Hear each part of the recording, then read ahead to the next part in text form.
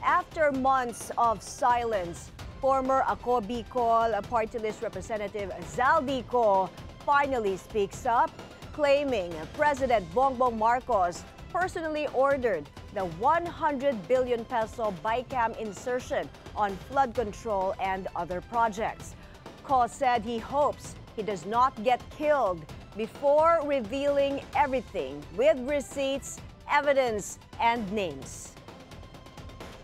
Nagamit ng administrasyon ang buong resources ng bansa para tumahimik ako. That he will shoot me if I will talk. Gagamitin ako bilang panakipbutas sa kanilang kampanya laban sa korupsyon. May resibo, may ebidensya, at may pangalan.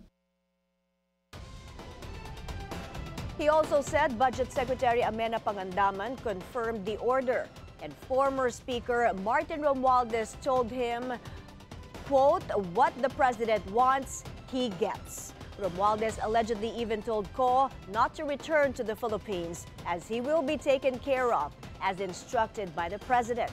Ko accused the administration of silencing him, positioning him as a poster boy of their lies. Nakaplanong bumalik pagkatapos ng SONA ni Pangulo. Pero habang papauwi na ako, tinawagan ako ni dating Speaker Martin Romualdez at sinabihan, "Stay out of the country.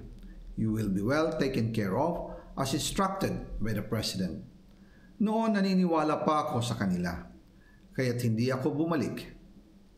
Tumikom ang aking bibig, sumunod ako, pero ang hindi ko alam, ang ibig pala nilang sabihin sa aalagaan ka namin ay gagamitin ako bilang panakipbutas sa kanilang kampanya laban sa korupsyon.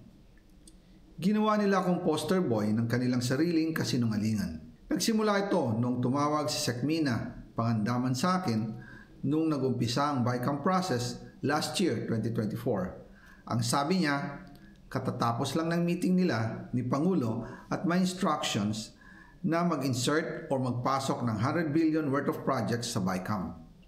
At sinabi pa ni Sekmina, right after our conversation, tinawagan ko po si dating Speaker Martin Romualdez at nireport ko ang instructions ng Presidente to insert the 100 billion projects.